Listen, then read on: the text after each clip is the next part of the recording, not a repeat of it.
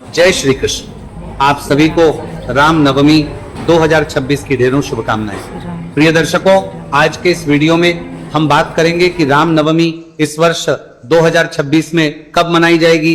इसकी डेट को लेकर बड़ा संशय है कि किस दिन मनाई जानी चाहिए, 26 मार्च को या 27 मार्च को, क्योंकि रामनवमी दोनों दिन है। एक दिन सूर्य के मुख से है और एक दिन अपराह्न काल में है। तो कुछ लोग कहते हैं अपराह्न काल उत्तम है, कुछ लोग कहते हैं और ये तिथिमान उत्तम है। इसमें शास्त्र कहते हैं, शास्त्रों का नियम क्या है ये जानना बड़ा आवश्यक है। जिस प्रकार से एकादशी आदि, अष्टमी आदि बड़े बड़े व्रतों के बारे में शास्त्रों में लिखा है हमारे ऋषि मुनियों द्वारा, वैसे ही रामनवमी के बारे में भी ऋषि मुनियों ने सब लिख के दिया है कि किन आधार पर हमें रामनवमी का निर्धारण करना चाहिए। क्या अष्टमी वेधा नवमी करनी चाहिए या दशमी वेधा नवमी करनी चाहिए? कौन सी उत्तम है? किस दिन व्रत करने से और भगवान रामचंद्र का जन्मोत्सव मनाने से आप पुण्यों की प्राप्ति होती है? तो संपूर्ण शास्त्रीय जानकारी मैं आपको यहां प्रदान करूंगा। सभी शास्त्रों से आपके लिए बड़ी महत्वपूर्ण जानकारी मैं लेके आया हूं, जिसको आपके सामने यहां पटल पर रखूंगा। आप उसे सुनेंगे तो स्वयं निर्णय कर पाएंगे कि क्या सही है और क्या गलत है। जैसा कि मैं सदा ही आपको शास्त्रों के अनुसार जानकारी देता हूं, मेरा उद्देश्य होता है कि शास्त्रों में जो लिखा है वो आपके सामने रखूं। बाकी तो आप सभी स्वयं समझदार हैं, आप बुद्धिमान लोग हैं, आप स्वयं समझ जाते हैं कि क्या उचित है और क्या अनुचित है। तो आइए जानकारी आरंभ करते हैं। आपसे निवेदन है कि वीडियो यदि थोड़ा सा भी उपयोगी लगे तो एक बार लाइक अवश्य कर दीजिएगा। भगवान रामचंद्र की कृपा प्राप्त करने के लिए कमेंट बॉक्स में अवश्य लिखिएगा जय सिया राम। आप देख रहे हैं सनातन धर्म का संसार ज्योतिष संस्थान का प्रतिष्ठित यूट्यूब चैनल सनातन धर्म का संसार धार्मिक। हम यहां सभी व्रत और त्योहारों की सही शास्त्रीय जानकारी प्रदान करते हैं। ज्योतिष शास्त्र और पंचांग के आधार पर आपको बताते हैं कि कौन सी तिथि कब है, व्रत आदि कब करना है, क्या सही है क्या गलत है, क्या विधि है क्या नियम है और प्रकार से व्रत करना चाहिए। आपको सही कथाएं, महात्म्य और पुराण सुनाते हैं। यदि आप ये सभी सुविधाएं, ये सभी जानकारियां पाते रहना चाहते हैं तो कृपया चैनल को सब्सक्राइब कीजिए और बेल आइकन को प्रेस कीजिए। आइए अब बात करते हैं रामनवमी की, कि कैसे हमें रामनवमी करनी है और कब करनी है, क्या शास्त्रीय विधान और नियम है, इसका अंतिम निर्णय क्या होगा। प्रिय दर्शकों, रामनवमी 26 को लेके जो आपके मन में संशय है, जो उठापटक है, उसका कारण है पंचांगों में अलग अलग दिनों पर रामनवमी का लिखा जाना। कुछ पंचांग है, मैंने खुद ने भी देखा है, उनमें 26 तारीख को रामनवमी लगाई गई है। कुछ पंचांगों में 27 तारीख को रामनवमी लगाई गई है और मंदिरों में जो लिखी जाती है तो बहुत से ऐसे जो ब्राह्मण हैं वो इस प्रकार के इतने विद्वान नहीं होते कि वो पुराणों को पढ़ें। वो केवल पंचांग है और उनके पास पंचांग भी कोई एक या दो ही होते हैं। उस पंचांग में जो जिस दिन पर लगाई होती है वो अपने बोर्ड पर वो तारीख लिख देते हैं। दूसरे कोई पंडित जी है वो कोई दूसरा पंचांग देखते हैं, उसमें जो पंचांग में तिथि लिखी है वो उसको वहां लगा देते हैं। क्योंकि अभी तक की सबसे बड़ी परेशानी यह है, जो जितने भी छोटे छोटे मंदिर हैं, छोटे क्या मैं कहूं, आपके क्षेत्र के बड़े मंदिर भी होंगे ना, वहां पर भी जो पंडित जी बैठे होंगे वो शास्त्रों को नहीं पढ़ते। आप स्वयं देखिए, हो सकता है वो जन्मपत्री देखते होंगे, हो सकता है वो हस्तरेखा भी देखते होंगे, पर शास्त्रों की जो जानकारी है ना, गहराई समय चाहिए इसके लिए, अध्ययन के लिए समय चाहिए। और यही कारण है कि वो न तो उसको पढ़ते हैं और न उनको जानकारी होती है। जो पंचांग में लिखा उन्होंने बोर्ड पे लिख दिया और लोगों के बीच में भ्रम फैल गया। समझने की आवश्यकता होती है। हमारे शास्त्रों में जो हमारे महनीय जस्सी हैं उन्होंने प्रत्येक अवस्था के लिए जानकारी दी है। हमारे जस्सियों को पहले से ज्ञात था कि कौन सी तिथि किस समय किस प्रकार से घटित हो सकती है, उस अवस्था में मनुष्य को कैसे निर्णय लेना चाहिए, यह हमारे शास्त्रों में पहले से विदित है। तो आइए अब हम उन जानकारियों को आपके सामने रखते हैं जो शास्त्रों में लिखे हैं इस रामनवमी के निर्धारण को लेके, कि रामनवमी के व्रत के बारे में निर्धारण कैसे करना चाहिए, रामनवमी की पूजा के बारे में निर्धारण हमें कैसे करना चाहिए। प्रिय भक्तों, भगवान रामचंद्र का ये जो व्रत है रामनवमी, इसकी महिमा और इसका पुण्य फल कृष्ण शिवरात्रि से भी कहीं अधिक बढ़कर है। यह व्रत प्रत्येक मनुष्य को करना चाहिए। शास्त्र कहते हैं कि जो इस व्रत को कर लेता है उसे हजारों हजार वर्ष तक तृप्ति प्राप्त होती है, मुक्ति प्राप्त होती है। भगवान रामचंद्र के आशीर्वाद से उसकी सभी इच्छाएं पूरी होती है। ये व्रत अनंत पुण्यों को देने वाला है, अक्षय लाभ देने वाला है और परम गति को देने वाला है। अधिक बोलने क्या लाभ, ये व्रत सभी व्रतों में श्रेष्ठ है। हमारे 3 प्रमुख भगवान कहे गए हैं, ब्रह्मा, विष्णु, महेश। भगवान विष्णु के जो अवतार हैं, कृष्ण जन्माष्टमी की महिमा मैंने आपको बताई, पुराणों से भर भर के महिमा लिखी है। रामनवमी के विषय में भी मैंने वीडियो बनाया है, आपको मेरे चैनल पर उपलब्ध होगा, उसमें महिमा बताई है बहुत अधिक। उस महिमा से भी बढ़ के जन्माष्टमी की महिमा। अभी शिवरात्रि गई, मैंने शिवरात्रि की महिमा बताई कि कितना अद्भुत करोड़ों गुना पुण्य इस एक व्रत का होता है, उस एक दिन का होता है। उसी प्रकार से उससे भी बढ़ के पुण्य इस राम नवमी के व्रत का होता है। ये जो व्रत होता है, प्रिय दर्शकों, यहां बताता चलूं कि यह व्रत तो ऐसा नहीं है। कुछ लोग कहते हैं पंडित जी अब हम तो दोपहर को राम जी का जन्म करा देते हैं और उसके बाद व्रत खोल लेते हैं, क्या ये सही है? नहीं, शास्त्र कहते हैं ऐसा नहीं करना चाहिए। भगवान रामचंद्र का व्रत सूर्योदय से आरंभ होगा और अगले दिन सूर्योदय के बाद ही आपको पारण करना चाहिए। फल आहारी व्रत करना चाहिए, अन्न का सेवन नहीं करना चाहिए। तो जो भी जितने भी लोग हैं जो ये सोचते हैं कि दोपहर को भगवान का जन्म कराएं, क्योंकि भगवान रामचंद्र का जन्म जो है वो दोपहर का कहा गया है। शास्त्रों की बात बता रहा हूं मैं, किसी टीवी सीरियल की, ये इधर उधर की बात नहीं।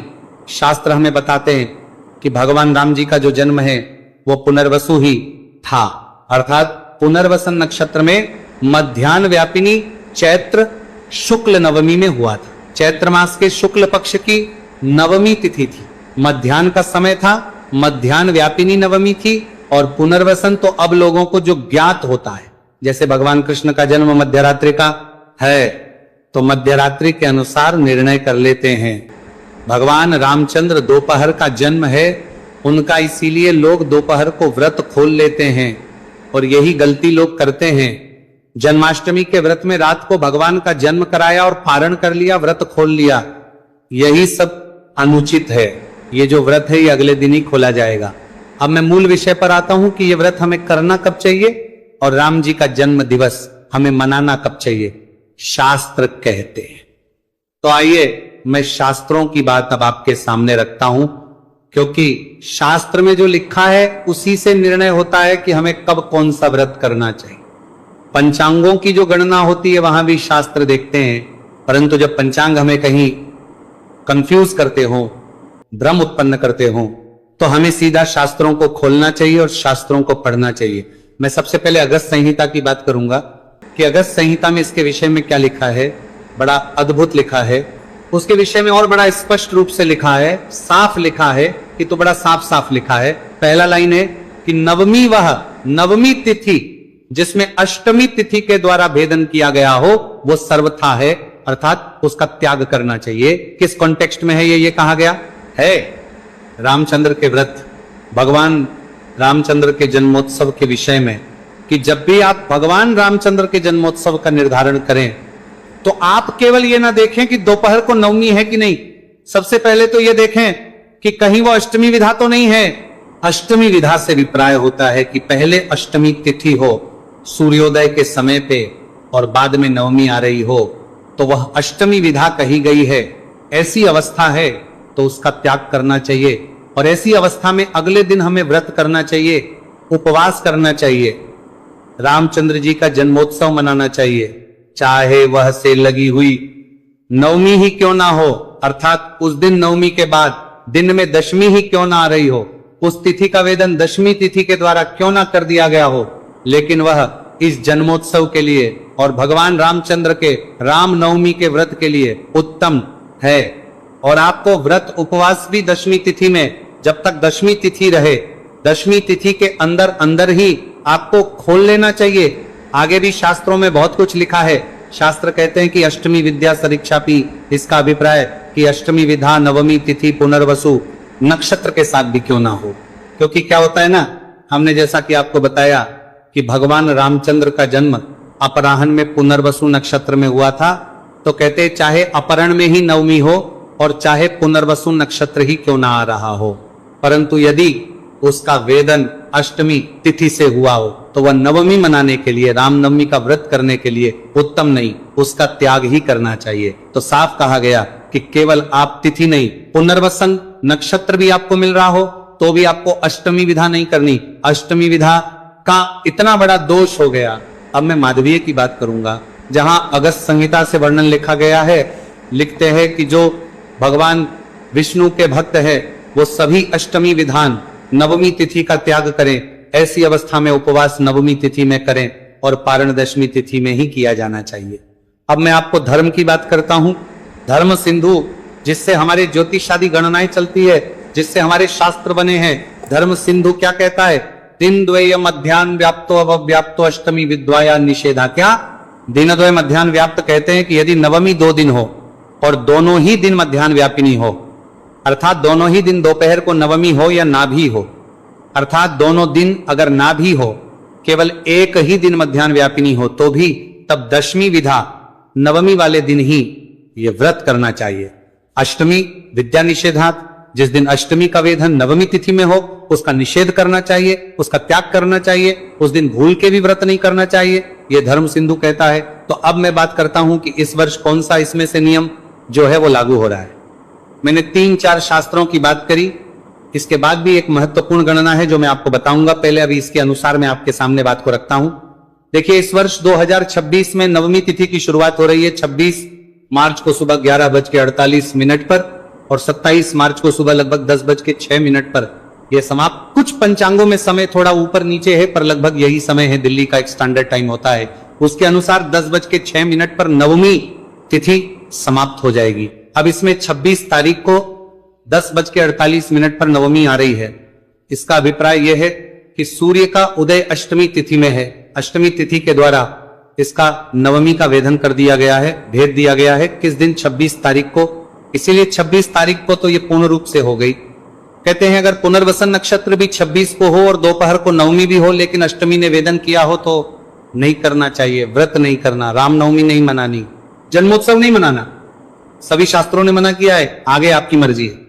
अब 27 की बात है। हाँ, 27 तारीख को 10:06 पर नवमी समाप्त हो रही है। अब आपके मन में संशय आएगा कि पंडित जी ये तो ठीक है कि हमें अष्टमी विधा नहीं करनी, लेकिन क्या करें, क्योंकि ये नवमी तिथि है। ये इस दिन तो लगभग 10 और 10:15 बजे और कुछ प्रांतों में 10:30 बजे भी समाप्त हो रही है। तो और हमें जन्म जो है वो मनाना होता है अपराह्न में, दोपहर के समय। तो इस स्थिति का क्या निवारण है, क्या करना चाहिए? अब मैं उसकी चर्चा करता हूं। शास्त्र इसके लिए आपको क्या निर्देश देते हैं? तो इसके लिए शास्त्र निर्देश देते हैं कि अष्टमी विद्या या निषेध, अतः पूर्विद्यम मध्यान्ह व्यापनम अपितवा मध्यान्ह। इसका अर्थ यह होता है कि अष्टमी तिथि से मिली हुई जो नवमी है, अष्टमी वेधा नवमी तिथि है, उसका तो पूर्ण रूप से त्याग कहा गया है। परंतु यदि पहले दिन नवमी, मान लो पूरा दोपहर को भी रहे तो भी अष्टमी से जुड़ी हुई अगर वह है, तो उस दिन को छोड़ के हमें अगले दिन की जो नवमी है उसमें व्रत उपवास करना चाहिए। भले ही वो दोपहर के समय पूरे प्रदेश में ना भी हो। कहते हैं कि चाहे ऐसी अवस्था क्यों ना हो जाए कि वो पूरे देश में ना हो, कुछ कुछ प्रांतों में भी यदि अपराह्न में मिल जाती है तो भी हमें उस दिन व्रत करना चाहिए। शास्त्र यहां भी कहते हैं कि यदि मान लो दूसरे दिन नवमी 3 मुहूर्त भी यदि होती है तो भी हमें उसी दिन नवमी का व्रत, पूजन और भगवान का जन्मोत्सव करना चाहिए, मनाना चाहिए। तो 3 का मतलब होता है 2 घंटे 24 मिनट। कहते हैं कि पहले दिन यदि अष्टमी है उस दिन तो कभी करना ही नहीं, चाहे पुनर्वसन नक्षत्री क्यों ना हो। दूसरे दिन मान लो 3 प्रहर की नवमी भी आपको मिल जाए, अर्थात 2 घंटे 24 मिनट की नवमी भी मिल जाए, तो भी आपको व्रत करना चाहिए, पूजन करना चाहिए और उत्सव मनाना चाहिए। अब ये इस वर्ष कैसे घटित हो रहा है? तो प्रिय दर्शकों, इस वर्ष अगर आप देखेंगे तो देखिए जो दशमी तिथि है ना, कुछ कुछ पंचांग कहते हैं, कुछ कुछ प्रांतों में दोपहर को 12 बजे तक भी है। अगर हम एक स्टैंडर्ड टाइम के अनुसार भी ले तो लगभग 10-5 मिनट तक तो सब जगह रहेगी ही रहेगी। पर सूर्योदय हो रहा है 27 तारीख को लगभग 6:20 पर। ऐसे में लगभग 4 घंटे हमें नवमी तिथि मिल रही है। केवल 2 घंटे 24 मिनट भी मिलती तो भी यह जन्मोत्सव इसी दिन होता है। अब तो 4 घंटे मिल रही है। तो शास्त्रों के जितने भी प्रमाण हम देखे हैं, जितने भी प्रमाण हम पढ़ें, उससे यही निर्णय निकलता है कि रामनवमी मनाने के लिए, राम जन्मोत्सव मनाने के लिए 27 तारीख सर्वोपरि है। 27 तारीख को ही हमें जन्मोत्सव मनाना चाहिए, राम जी का व्रत करना चाहिए। 28 तारीख को इसका पारण करना ही, शास्त्र कहते हैं कि जो नवमी तिथि को राम जी का व्रत कर रहे हैं वो 28 तारीख को पारण क्यों करेंगे? क्योंकि दशमी तिथि में इसका पारण किया जाना चाहिए और दशमी तिथि लगभग 9 बजे तक समाप्त हो जाएगी। तो प्रयास कीजिए 8:45 तक आप पारण कर लें। 28 तारीख को उसके बाद एकादशी लग जाएगी। ये रहेगा पारण का समय और इस प्रकार से विधि विधान से भगवान रामचंद्र का व्रत कीजिए। पूरा दिन उपवास करना होगा आपको। और जो लोग नवरात्रि रख रहे हैं तो उनका सप्तमी का जो व्रत होगा वो को होगा, 26 को अष्टमी का व्रत होगा और 27 को नवमी का। अगर ये 3 दिन आपने लगातार व्रत कर लिया तो ये पूरे नवरात्रि भर व्रत करने का पुण्य फल आपको प्रदान करता है। अब प्रश्न उठता है कि हमें इसकी पूजा कैसे करनी चाहिए। शास्त्र कहते हैं कि हमें भगवान रामचंद्र के जन्मोत्सव के दिन भगवान रामचंद्र की पूजा 4 से करनी चाहिए। कि पूजा विधि मैंने आपके लिए रिकॉर्ड की है, आपके लिए चैनल पर उपलब्ध हो जाएगी। तो आप कृपया चैनल पर नए हैं तो जुड़ जाइए, सब्सक्राइब कर लीजिए। इससे लाभ ये होगा कि आपसे वीडियो छूटेगा नहीं। पूजन विधि से ही आपको भगवान रामचंद्र का पूजन करना है। मैं आपको अब मुहूर्त बता देता हूं कि क्या शुभ मुहूर्त रहेगा पूजा के लिए। तो 27 मार्च को पूजन मुहूर्त 11:13 से और 1:41 तक रहेगा। 2 घंटे 28 मिनट के लगभग अवधि रहेगी। इसमें आप पूजन करें, उत्तम रहेगा, कल्याणकारी रहेगा। ये थी जानकारी भगवान रामचंद्र जी के जन्मोत्सव से संबंधित, रामनवमी से संबंधित कि हमें रामनवमी कब मनानी है और मनानी है। ध्यान दीजिएगा कि जो नवरात्रि का पारण है वो भी 28 तारीख को ही किया जाना चाहिए। जानकारी थोड़ी भी अच्छी लगे तो लाइक अवश्य कीजिएगा। चैनल पर नए हैं तो सब्सक्राइब कीजिएगा। भगवान राम आप सभी की मनोकामना। श्री प्रदीप मिश्रा जी ने बहुत ही अच्छी बातें बताई हैं रामनवमी के बारे में। सारा जानकारी उन्होंने दिया है इसमें। तो आपको अच्छा लगा हो तो वीडियो को लाइक कर दीजिए, चैनल को सब्सक्राइब कर दीजिएगा, इसे ढेर सारा शेयर कर दीजिएगा। चलिए फिर से मिलते हैं नए वीडियो में। तब तक अपना ध्यान रखिएगा। राधे राधे, जय श्री राम।